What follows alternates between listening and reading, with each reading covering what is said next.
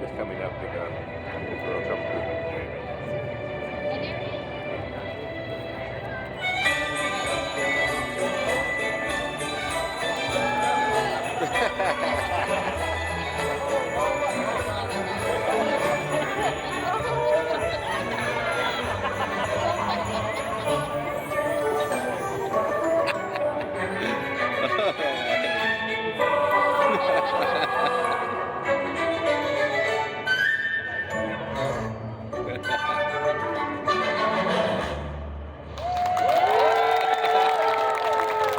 Oh, stop it. I literally haven't even done anything yet.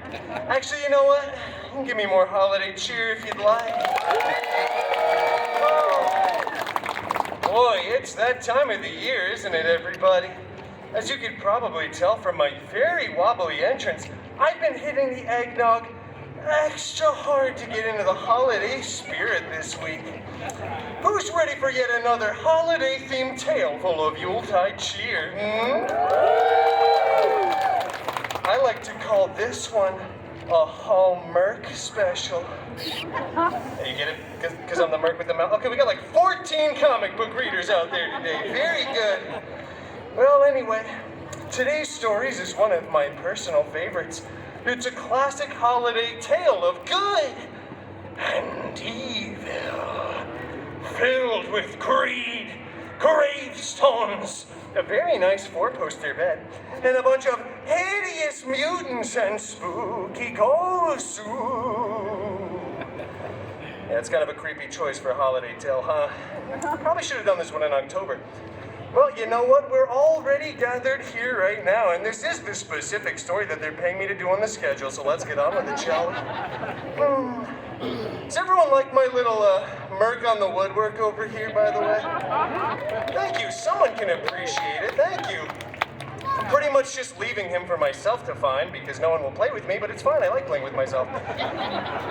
Anyway, for today's story, we travel back in time, all the way back to jolly old England. Yeah, that's right, a couple fans of England over there. For a jolly holiday tale written by Sir Mr. Charles Xavier Dickens. And it's brought to you by Disney Plus. That was pathetic. Do you guys even want me to get a holiday bonus this year? I said Disney Plus! Oh, that was so genuine and unprompted. Thank you, everybody. That's right. Disney Plus is paying to keep little old Storytime around for the holidays. Finally, a streaming service that understands quality content. That's right. I'm Deadpool, and you're watching Disney Plus. Yeah, my millennials love that little move, huh? Okay. Well, now that I feel extra dirty from the pandering segment of this performance, let's get to the actual scheduled story, shall we? This is very exciting for me, by the way. Getting to sink my teeth into something as holly and jolly as a festive seasonal tale. It's rare that I get to read something filled with so much hope, happiness, goodwill, and positive messaging. Well, anywho, Stave 1, line 1. Marley was dead. Wow, that is a very dark start to begin with. Oh, that is legitimately the first line of the story. I don't think Disney Plus actually signed up for all of that. Let me just skip ahead to the less morbid parts. Let's see here. Okay, let's see. Dead as a doornail, dead beyond belief, dead beyond a Thanos snap. Oh, here we go. Here's a very nice, uplifting, and joyous sentence.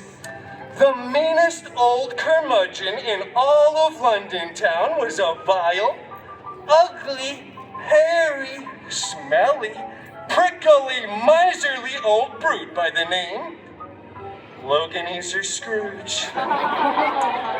Oh, Scroogey really did not like the holidays, let me tell you. Always went around saying, bah humbug, bub, crikey. Yeah, whatever that's supposed to mean, I don't know either. He did have a very handsome, charming, and funny, although a bit of an acquired taste, I will admit, employee by the name Wade Cratchit Pool. Yeah, thank you, sir, in the front row. Poor old Wade, he just wanted to enjoy the holiday season and spend literally a single day off in his entire career.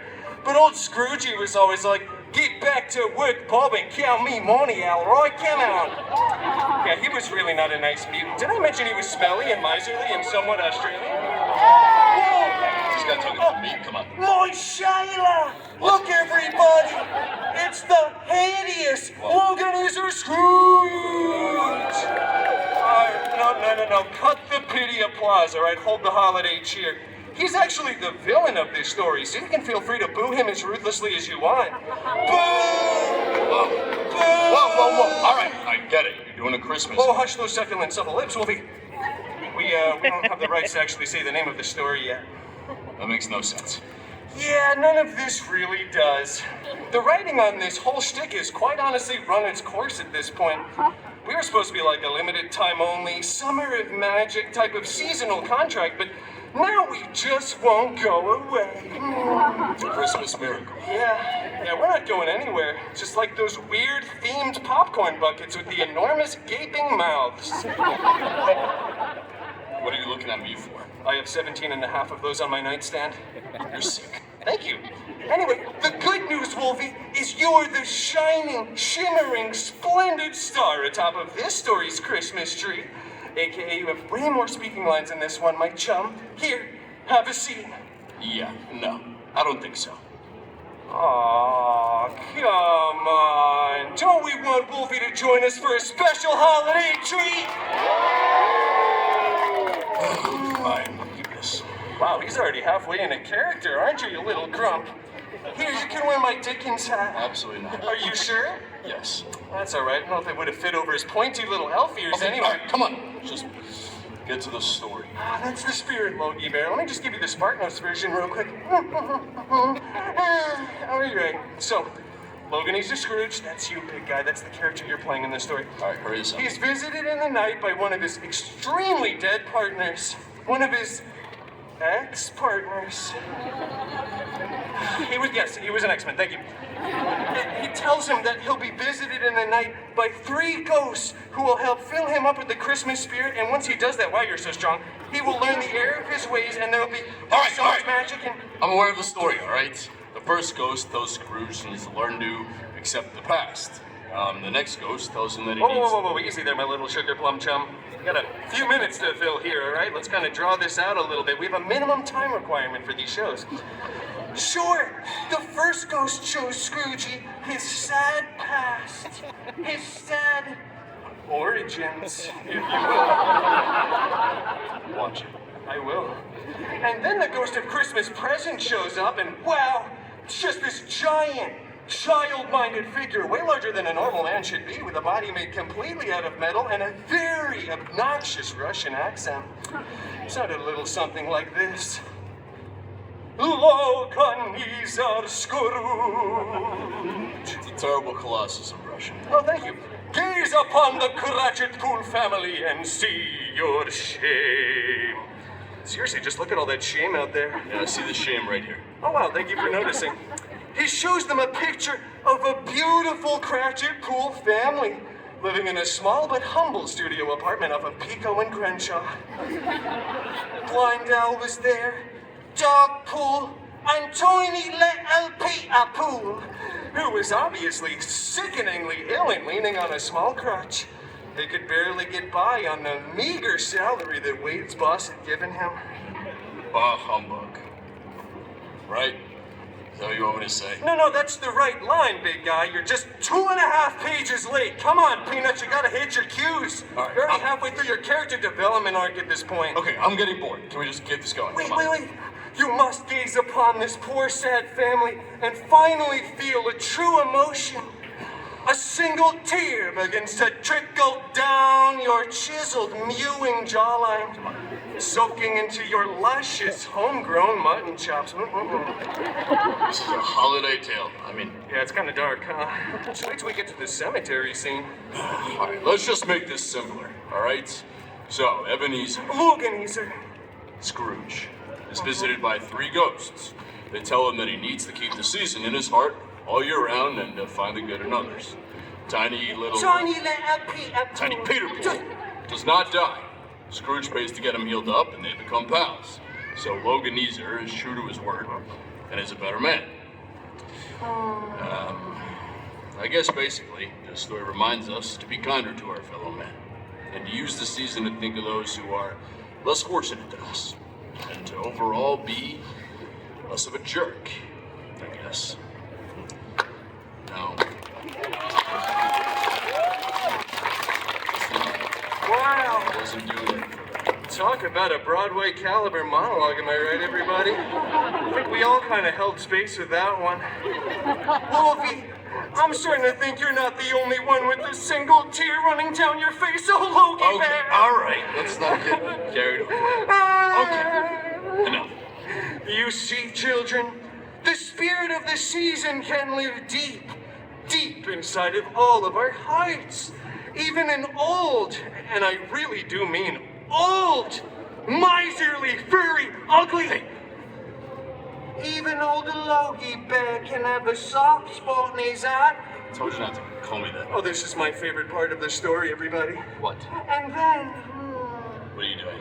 tiny little Peter Pooh All right, get up, come on. begins to waddle over on his newly refurbished legs. Not necessary. He grips onto All right. Scrooge's, wow, very muscular inner thigh muscles, and exclaims for all to hear, "Oh God of thunder, bless us!" Everyone start cheering so I can stay in this position. No.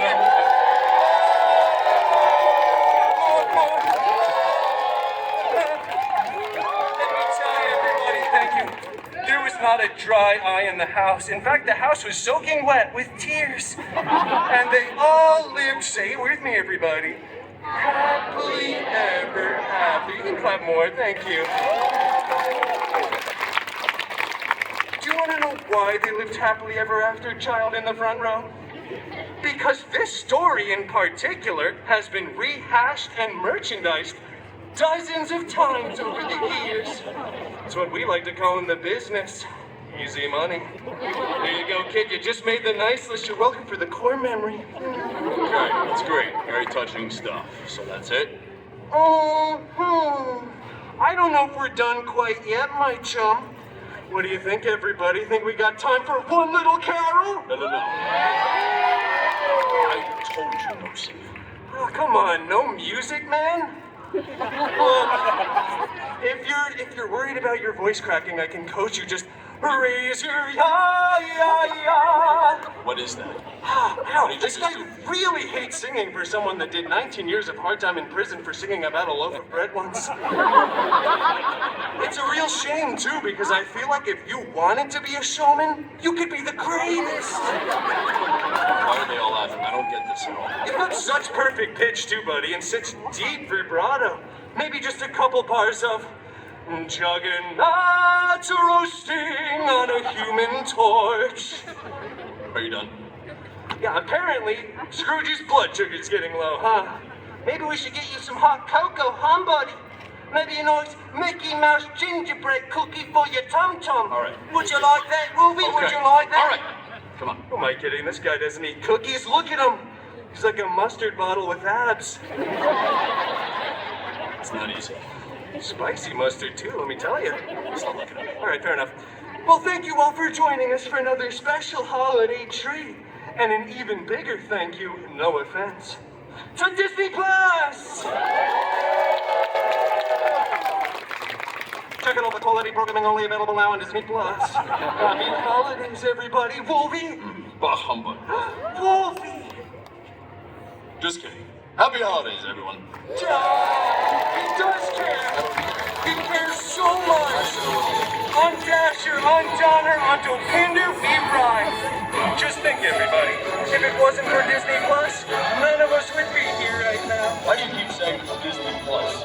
You just said Disney Plus 2. Your paycheck just got a little fatter, my chum. I'll take that. Bye, everybody.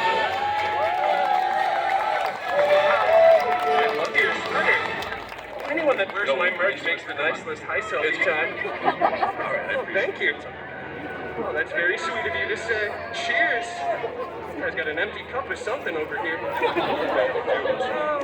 You know, you're really softening up in your old age, my chum. Sorry. I didn't mention this earlier, but the ghost of Christmas Days of Future Past was actually Johnny Storm